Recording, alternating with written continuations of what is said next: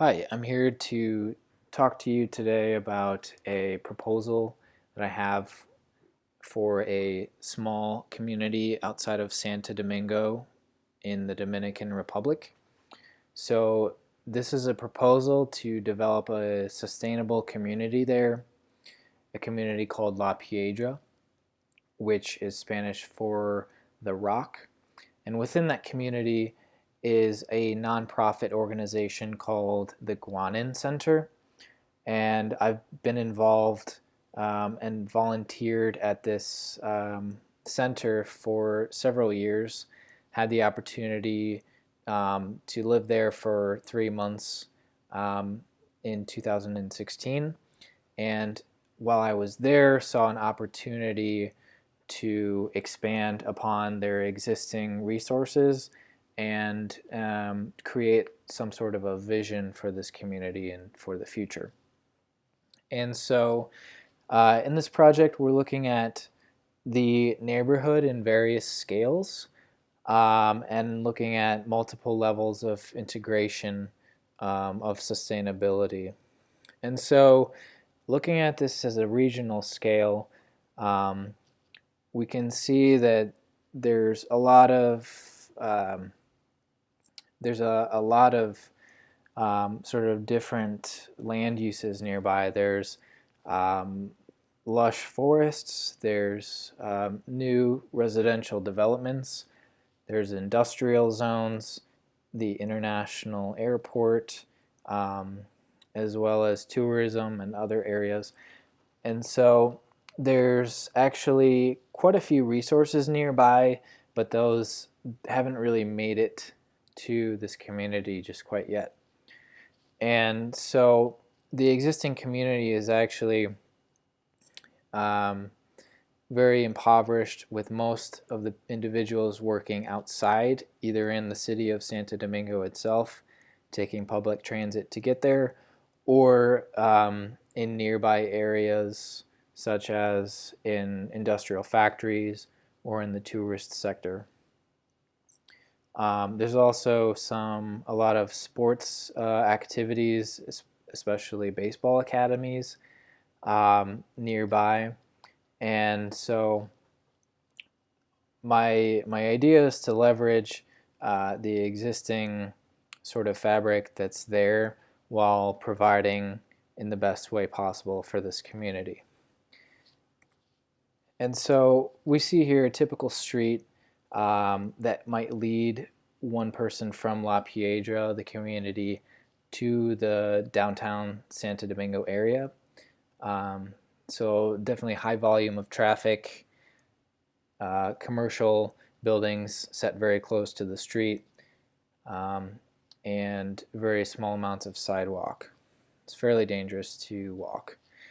Um, and so looking at sort of the larger context of this neighborhood, um, we are, I guess the idea is that we would keep this green sort of forest area around the periphery. This at the existing time is able to condense that neighborhood into like a small sort of community within itself. Like I mentioned before, there's an encroaching residential development directly to the west. So the idea would be to keep the community sort of solitary as it is this time. In contrast with the last photo that I showed, this is a typical street in the community of focus. Definitely some major differences here.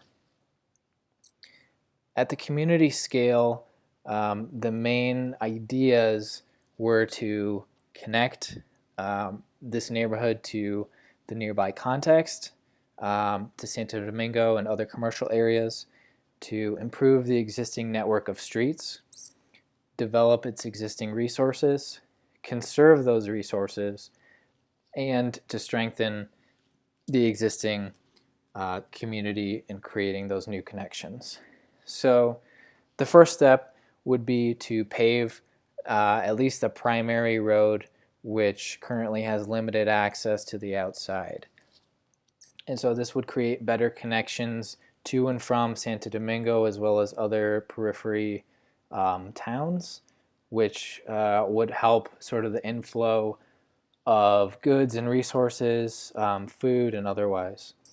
And so also improving the existing network of streets, creating bicycle lanes and sidewalks, and improving the safety of this community would be very important as well.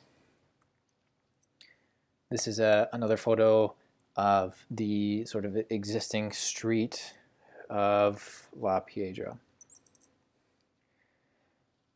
And so another idea is to expand access to clean water. There are underground water resources available. Those are currently accessed in three sort of limited areas. And so we would expand the access to clean water and also use that water sort of and be able to use an irrigation system to create this green corridor that is proposed to follow the primary street, which then would provide shade for walking pedestrians, improve air quality, and also would have the potential to provide fruit and vegetables as a sustainable source of alimentation for local people. Here's some photos, additional photos for context of the immediate vicinity around the Guanin Center. As you can see, rocky soil, lots of green. Primarily land use is varied fruit trees, some livestock, a little bit of farming. But as I said, most of the jobs are located outside of this community. And so looking at the existing sort of commercial and social resources that are here, the community center is there, which is the Guanin Center, sort of the top right area of the screen.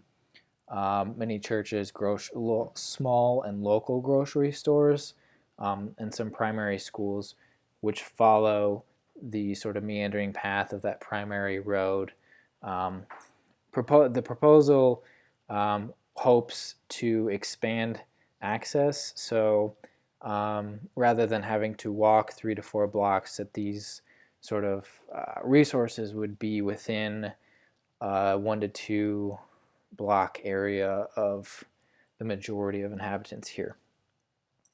So looking at the neighborhood scale, we're looking at the sort of the hierarchy and then the different sectors of residential, commercial, and recreational areas. And so with residential in mind, I'm proposing that the land be subdivided into private lots that could be used for private parks and gardens. And at the street level, looking at standard setbacks, which would be a minimum of 25 feet from the road, implementing tree buffer zones, sidewalks, and for the majority, one-way streets. And for the private sort of section, we're looking at, for those that can afford it, to use solar panels on roofs, to use concrete block construction. The photo in the top right is sort of the typical construction, a wood construction house with a concrete foundation, or a concrete floor rather. And so we would propose concrete block, large overhangs on the roof to block the sun, as well as louvered window openings to allow for passive ventilation. Looking at the semi-public sector, trying to integrate some mixed-use buildings, so a mixture of commercial, potentially grocery stores or open markets on a lower level and residences above.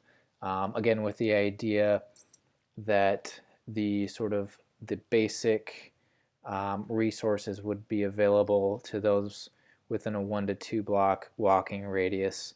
Those things such as mechanics, primary food sources like grocery stores, and medical clinics.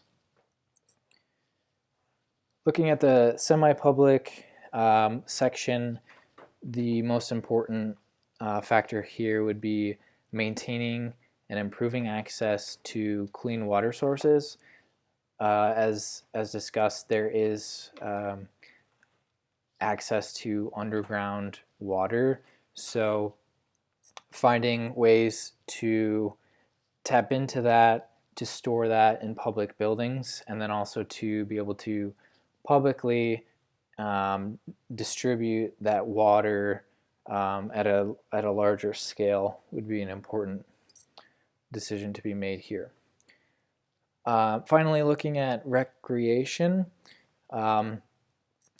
as discussed, a lot of baseball sort of academies here. Baseball is a major pastime, and so providing some activities like a nice baseball field, some open volleyball courts, basketball court, as well as parking would potentially would be a great asset to this community, but would also potentially bring in individuals and guests from other communities to expand, commercial opportunities within this site.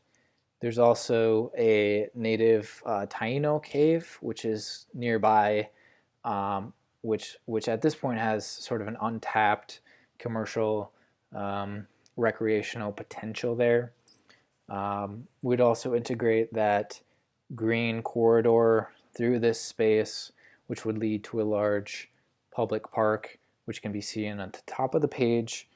That public park would also create that peripheral zone that would distinguish and separate this neighborhood from the encroaching residential development to the west.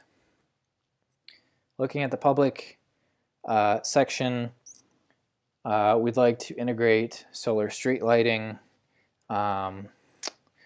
Also would like to integrate, as we discussed, tree buffer zones, rain gardens, and a lot of these other things that we've previously discussed, one-way traffic, bicycle lanes, and so forth. So just to conclude, we see this as sort of the vision for the future of La Piedra community, and thank you for listening.